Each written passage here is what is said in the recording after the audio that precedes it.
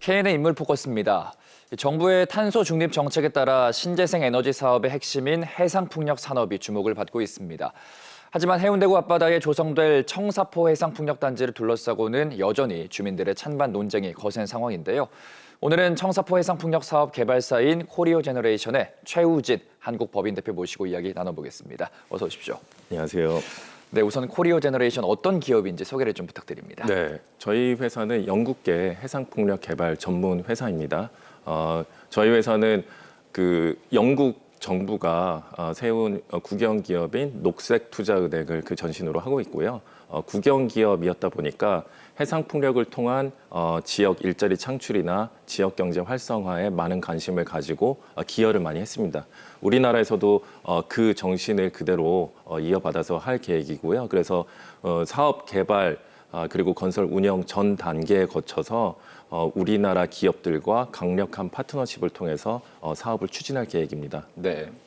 그럼 현재 추진 중인 부산 청사포 해상풍력 사업 어떤 사업인지 좀 소개를 해주시고 왜 중요한 사업인지 궁금합니다. 네, 청사포 해상풍력 사업은 청사포 앞바다에서 40메가와트 규모로 추진되는 해상풍력 사업이고요. 여기에서 생산되는 전기는 인근 지역에 한 3만 가구가 사용할 수 있는 전기입니다.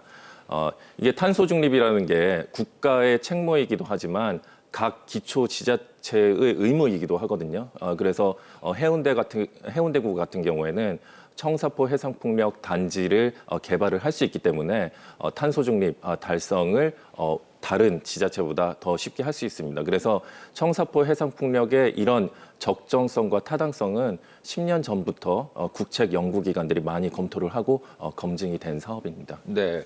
그럼 현재 추진 중인 이 청사포 해상풍력 사업 진행 상황은 어떻고 또 앞으로 기대 효과는 어느 정도로 보십니까? 예, 지금은 2017년도에 이제 발전 사업 허가를 받았고 앞으로 이제 거쳐야 되는 인허가는 상당히 많습니다. 그래서 뭐 언제 이게 착공이 된다고 말씀드릴 수 있는 단계는 아니지만 지금 현재는 해양 지질 시추 조사를 하기 위해서 준비를 하고 있고요.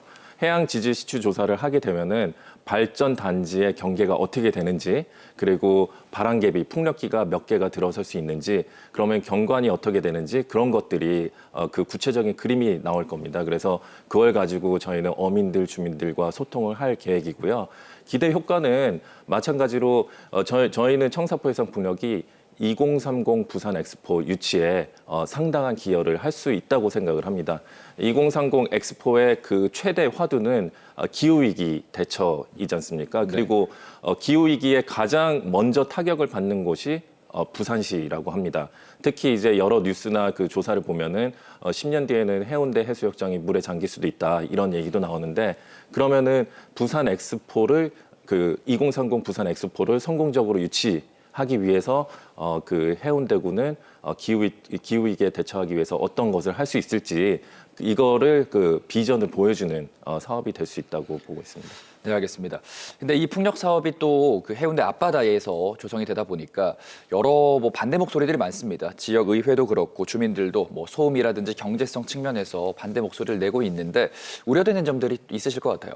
네, 우려되는 부분들은 우리나라는 이제 영국이나 유럽처럼 사례가 많지 않기 때문에 오해하시는 분들도 있고 그리고 우려 사항들도 있을 겁니다. 그래서 일단 주로 오해하시는 부분들이 전자파, 저주파, 소음 그리고 해양 생태계인데 전자파 같은 경우에는 전자파는 스마트폰에서 나오는 전자파보다 덜 나옵니다. 네. 저주파는 선풍기 바람보다 덜 나오고요. 소음은 500m만 떨어지면 도서관에 있는 것처럼 아무것도 들리지 않습니다.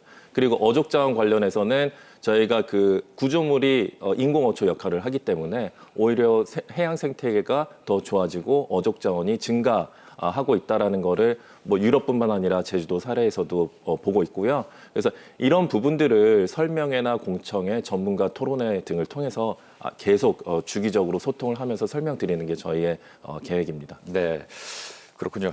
이 주민 수용성 확보가 그리고 그 무엇보다 더 중요해 보이는데 앞으로 또 어떤 계획이 있으신지요? 예, 지금 방금 말씀드렸던 것처럼 이런 그 객관적이고 과학적인 데이터에 기반을 해가지고 설명을 드리는 거, 그게 가장 중요할 것 같고요. 네. 특히 이제 경관이라는 부분은 주관적인 부분인데 사실 뭐 제주도나 아니면 유럽이나 덴마크, 영국 사례를 보더라도 해상풍력 단지가 경관을 개선하는 효과를 가져오면 가져왔지 이게 경관이 나빠졌다는 사례는 거의 없습니다. 오히려 영국 같은 그 소도시들도 해양 도시들도 쇠락해가는 관광 도시였는데 해상풍력 단지가 들어오면서 경제가 활성화된 경우도 있는데요.